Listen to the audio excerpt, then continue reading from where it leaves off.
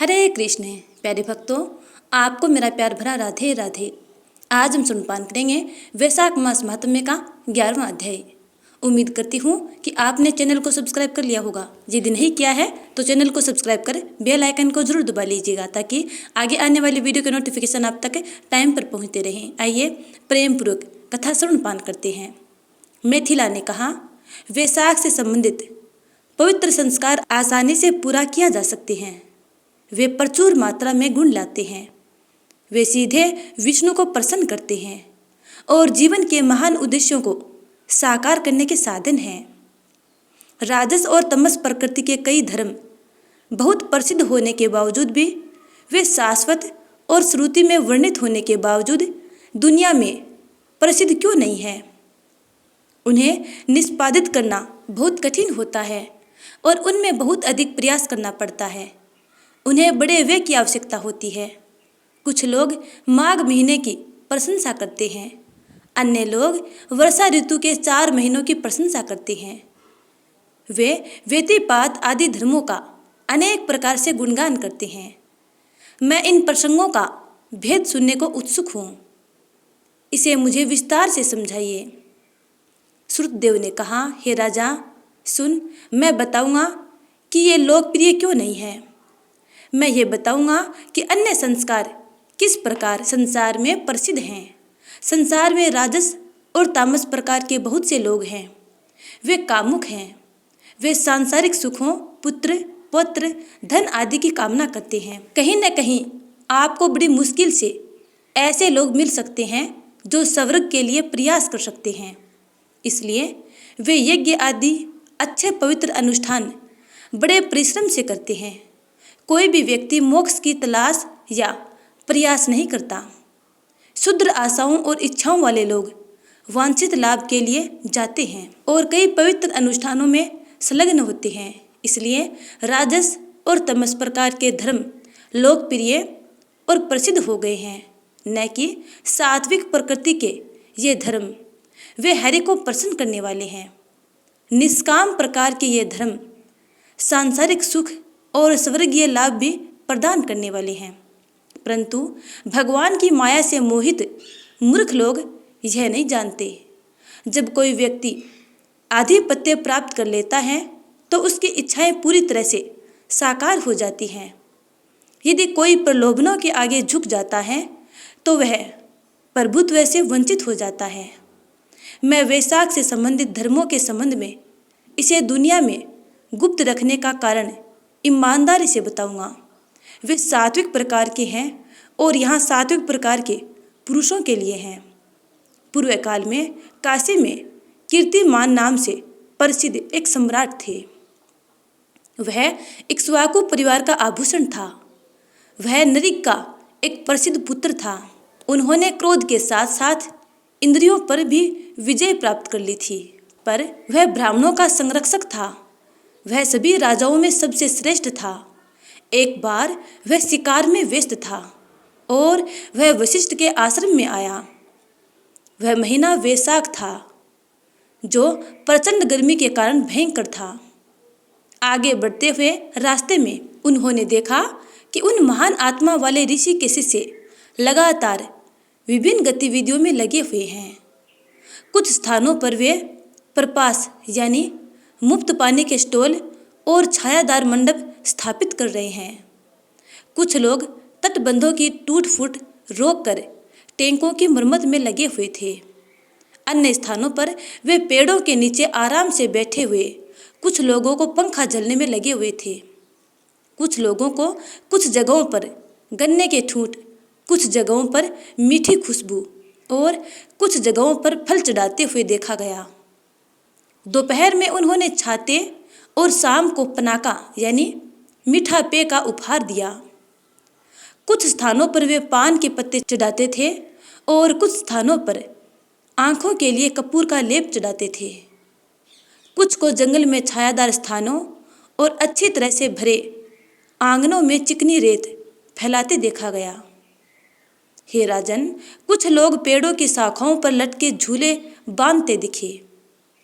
जब उन्होंने उनसे पूछा, आप कौन हैं?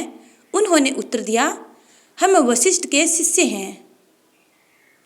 यह क्या है? आप क्या कर रहे हैं? उन्होंने पूछा। उन्होंने उत्कृष्ट राजा से कहा, ये वैशाख महीने के लिए निर्धारित पवित्र संस्कार हैं। वे जीवन के लक्ष्य प्राप्ति के साधन हैं। ये संस्कार हम वशिष्ठ के आदेश पर निष्ठापूर्वक कर रहे हैं। तब राजा ने पूछा, इन्हें करने से मनुष्य को क्या लाभ होता है? इस प्रकार कौन प्रसन्न होता है? जिस प्रकार तूने सुना है उसी प्रकार विस्तार पूर्वक कहा।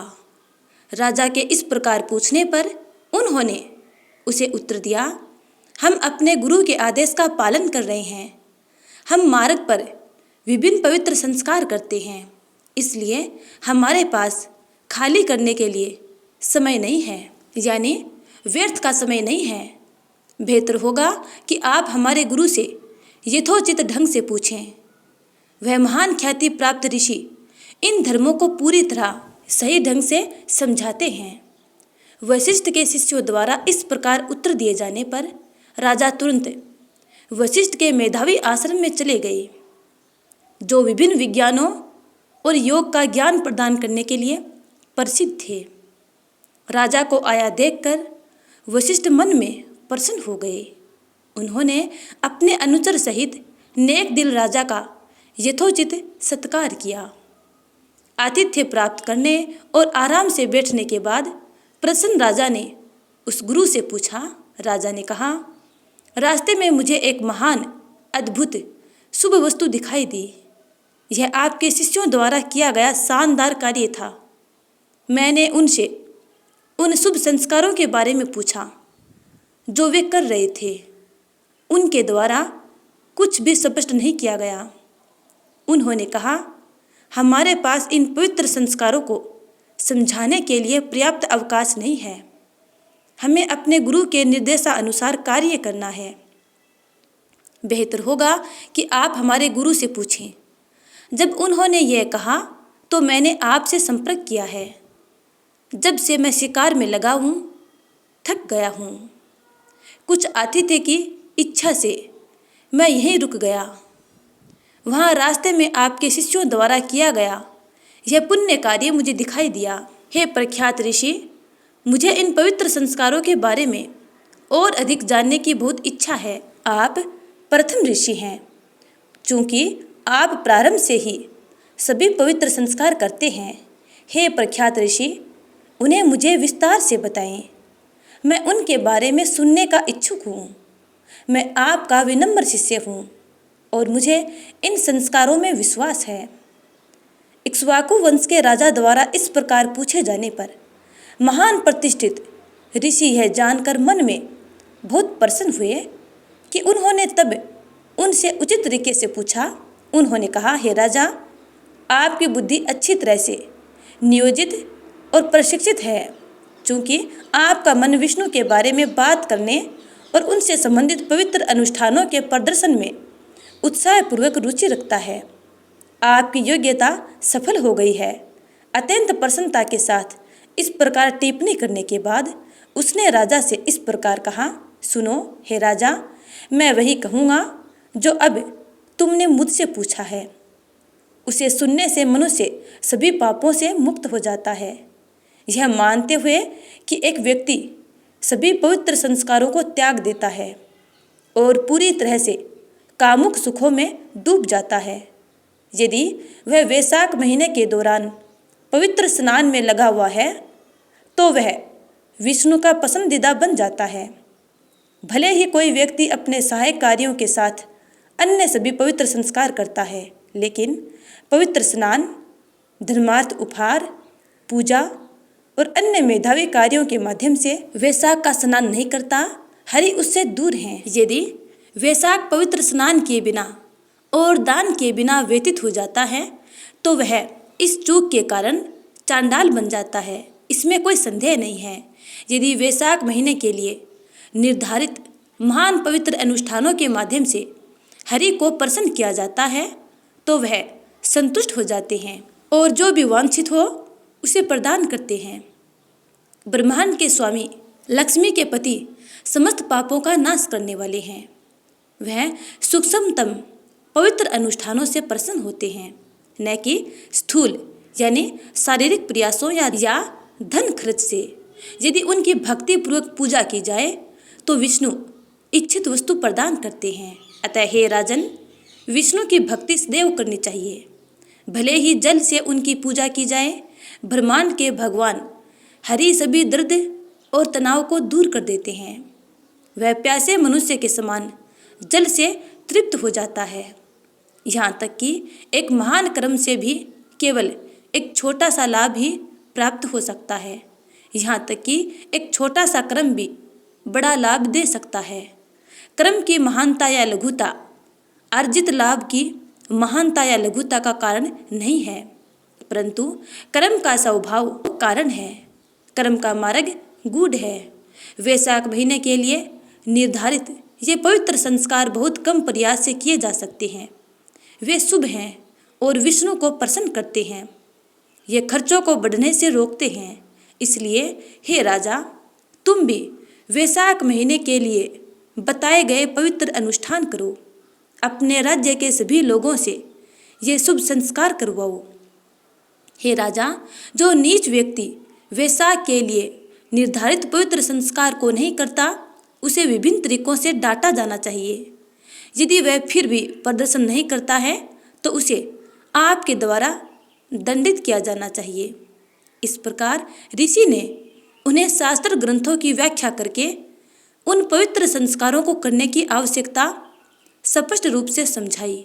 बाद में उन्होंने उसे वैशाख पवित्र अनुष्ठानों की प्रकृति, प्रक्रिया आदि का पूरी तरह से वर्णन किया। समस्त संस्कारों के विषय में सब कुछ सुनकर उसने भक्ति पूर्वक गुरु का आदर किया। इसके बाद राजा अपने निवास पर लौट आए और सभी अनुष्ठान किए। हे राजा, वह देवों के निष्कलंक भगवान केशव का बहुत बड़ा भक्त था। राजा ने देवों के भगवान विष्णु के अलावा किसी को नहीं देखा, अर्थात अन्य की पूजा नहीं की।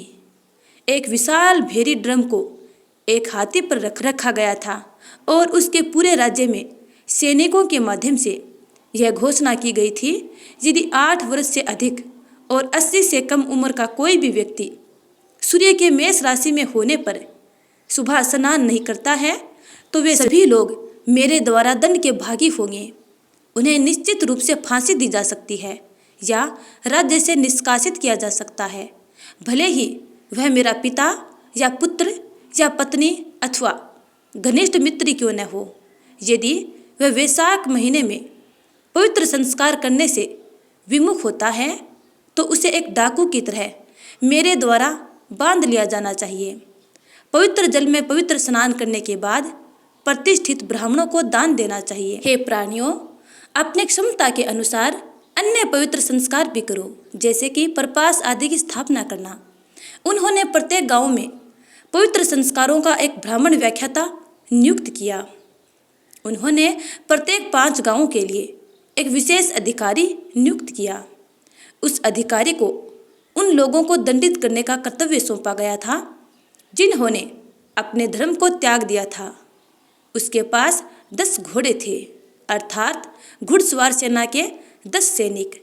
इस प्रकार सम्राट के आदेश पर हर जगह लगाया गया धर्म और पवित्र कार्य का वृक्ष हर देश में प्रचुर मात्रा में फला और फूला। श्रेष्ठ राजा वे सभी मनुष्य जो उस राजा के राज्य में मर गए थे, हरि के धाम में चले गए। हे श्रेष्ठ राजा, यहाँ तक कि जो लोग गलती से हरि के निवास में जाते हैं, वे मृत्यु के बाद हरि के निवास यानी वैकुंठ लोक में जाते हैं। निश्चय ही विष्णु का लोक मनुष्य को शीघ्र प्राप्त हो जाता है। जो मनुष्य प्रातःकाल मेष राशि में सूर्य होने पर किसी बहाने से केवल एक बार स्नान करता है, वह सभी पापों से छुटकारा पाकर विष्णु के महान लोक को प्राप्त होता है। वैशाख में एक बार भी पवित्र स्नान करने से मनुष्य यमलोक में नहीं जाता। हे राजा, उस समय सूर्य देवता के पुत्र के पास रिकॉर्ड करने के लिए कुछ भी नहीं था। तब चित्रगुप्त को अपने लेखन और कर्मों आदि के हिसाब किताब से पूर्ण विश्राम मिल गया। जो लोग अपने अच्छे कर्मों के लिए विष्णु की दुनिया में गए थे, उनके द्वारा लोगों के पापों के बारे में पिछले रिकॉर्ड एक पल में मिटा दिए गए थे। सभी नरक खाली हो गए क्योंकि वे पापी प्राणियों से रहित हो गए थे। वैशाख की शक्ति से यानी नरक मार्ग सभी यातायात से रहित हो गया। सभी लोग अशुद्धियों से मुक्त और तेजस्वी रूप वाले हो गए और हरि के धाम वैकुंठ धाम को चले गए। स्वर्गवासियों के सारे निवास इसी प्रकार खाली हो गए। जब स्वर्ग खाली हो गया, जब सभी नरक भी शून्य हो गए, नारद धर्मराज के पास गए और इस प्रकार बोले, हे राजा, नरक में कोई सामान्य विलाप नहीं सुना जाता। दुष्टों के बारे में कुछ नहीं लिखा जा रहा। चित्रगुप्त एक ऋषि की भांति मौन व्रत धारण किए हुए हैं। हे राजा, मुझे इसका कारण बताओ कि बुरे कर्म करने वाले बड़े धोखेबाज और चालबाज लोग आपके निवास पर क्यों नहीं आते हैं। जब ये शब्द पुण्य आत्मा नारद जी ने कहे तो विवस्वान अर्थात यम के पुत्र राजा ने कुछ असहाय होकर इस प्रकार कहा, हे नारद, जो राजा इस समय पृथ्वी पर शासन कर रहा है वह प्राचीन उत्कृष्ट पुरुष ऋषिकेश का बहुत बड़ा भक्त है। वह भेरी ध्वनि के माध्यम से लोगों को वैशाख के पवित्र संस्कारों के बारे में बताते हैं। वह जो 8 साल से अधिक और 80 से कम उम्र का है और जो वैशाख के पवित्र संस्कार नहीं करता, वह निसंदेह मेरे द्वारा दंडित किया जाएगा, क्योंकि वे बहुत डरते हैं, इसलिए सब लोग कभी अपराध नहीं करते। हे नारद, उस कर्म के माध्यम से वे विष्णु के धाम को चले गए। वैशाख के पवित्र अनुष्ठानों का सहारा लेकर लोग हरि के निवास पर जाएंगे। हे श्रेष्ठ ऋषि, अब उस राजा ने मेरे स्थान का मार्ग नष्ट कर दिया है। सभी नरकासों को खाली करा दिया गया है। इसी प्रकार स्वर्गवासियों की दुनिया भी अकाउंटेंट चित्रगुप्त ने आराम कर लिया है। जो पहले ही लिखा जा चुका था उसे अब लोगों ने मिटा दिया है।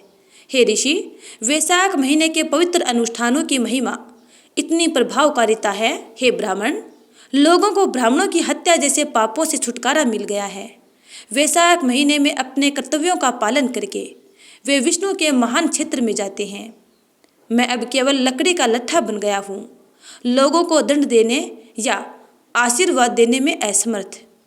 मैं उससे युद्ध करूँगा और उसे मार डालूँगा। यद्यपि वह हर दृष्टि से बहुत शक्तिशाली है, जो अपने स्वामी के कार्यों को नहीं करता है, जो निष्क्रिय रहता है लेकिन फिर भी अपनी मजदूरी प्राप्त करता है, वह निश्चित रूप से नरक में जाता है। यदि वह किसी देवता द्वारा अविनाशी है तो मैं ब्रह्मा के पास जाऊंगा, उन्हें सब कुछ बताऊंगा और बाद में चिंता से मुक्त हो जाऊंगा। यह कहकर उसने ब्राह्मण से विदा ली।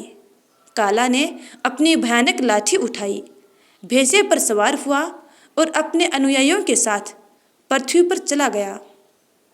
वह मृत्यु, रोग, जरा आदि जैसे अपने अत्यंत उग्र अनुचरों तथा 50 करोड़ की संख्या में दूतों से घिरा हुआ था।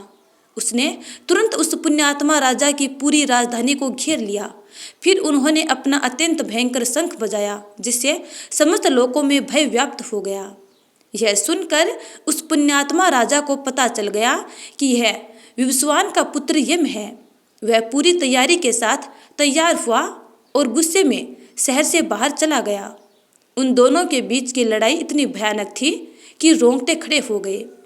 उस साधु राजा ने एक ही प्रयास में मृत्यु, काल, रोग, यम और दूतपति को अपने वश में कर लिया। उसने बड़े क्रोध में आकर उन्हें भगा दिया। तब क्रोधित राजा यम स्वयं उसके पास आए और अनेक बाणों से उससे युद्ध किया। वह शेर की तरह धाड़ने लगा। राजा ने 3 बाणों से उसका धनुष काट डाला। यम अपनी तलवार और ढाल लेकर उसे मारने के लिए नीचे आए। उसे देखते ही राजा क्रोधित हो गया। उसने तलवार और ढाल को काट डाला और उसके माथे में एक तीर लगाया, जिसमें काले सांप की चमक थी। इसकी मार से यम क्रोधित हो गए और उन्होंने अपनी लाठी उठा ली। उन्होंने इसे ब्रह्मा मिसाइल के मंत्र के साथ चार्ज किया और इसे उनकी ओर यानी राजा की ओर छोड़ दिया। दर्शक चिल्ला उठे, अफसोस! उस समय अपने भक्त की रक्षा के लिए विष्णु ने अपना चक्कर फेंका। विष्णु द्वारा फेंका गया चक्कर युद्ध के मैदान में आ गया, तेजी से यम के डंडे से टकराया और उस ब्रह्मा मिसाइल की जांच की। भगवान का भक्त अर्थात राजा भयभीत हो गया और उसने तुरंत चक्कर की स्तुति की। हे 1000 तीलियों वाले विष्णु के हाथों के आभूषण, आपको नमस्कार है। पूर्व काल में आप समस्त लोगों की रक्षा के लिए हरि द्वारा धारण किए गए थे। मैं आज आपसे विष्णु के अत्यधिक शक्तिशाली भक्त यम की रक्षा करने की विनती करता हूँ। देवताओं के शत्रु मनुष्यों के लिए केवल आप ही मृत्यु के देवता हैं, कोई और नहीं। इसलिए हे ब्रह्मांड के स्वामी, दयालु बनो, इस यम की रक्षा करो। राजा द्वारा स्तुति किया गया चक्कर इस प्रकार यम को छोड़कर राजा के पास आ गया। हे महान राजा, जबकि देवता आकाश में खड़े होकर देख रहे थे, तब यम जो अत्यधिक निराश थे भगवान ब्रह्मा के निवास पर गए।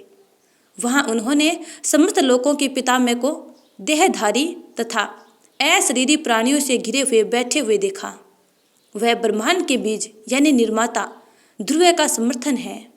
उनके साथ सभी देवता, विश्व के संरक्षक और क्वार्टरों के स्वामी, इतिहास, पुराण और अन्य पवित्र ग्रंथ शामिल थे, जिन्होंने देवताओं के शरीर महासागरों, नदियों और झीलों, अश्वत्थ जैसे सभी पेड़ों को मूर्त रूप दिया था। आदि भौतिक शरीर, टैंक, कुएं और झीलों के साथ साथ भौतिक रूपों वाले पर्वत, समय की इकाइयां जैसे दिन, रात, पखवाड़े, महीने, वर्ष, काल, काष्ठ, निमेष, ऋतु, ऐन यानी सूर्य का पारगमन और युग, वह संकल्प, विकल्प, आंख झपकाना और खुलना, तारे, योग, करण, पूर्णिमा, चंद्रमा का घटना बढ़ना, सुख, दुख, भय, लाभ, हानि से घिरा हुआ था। विजय, पराजय, सत्यु, राजस और तमस, शांत, मूढ़, अतिप्रोध, प्रकृति के प्रभाव, वायु, देवों के स्वामी, कफ, पित्त और अन्य, इन सब के बीच में यम लज्जित दुल्हन की तरह प्रवेश करते हैं। वह फर्श की ओर देख रहा था। उसका चेहरा पीला पड़ गया था।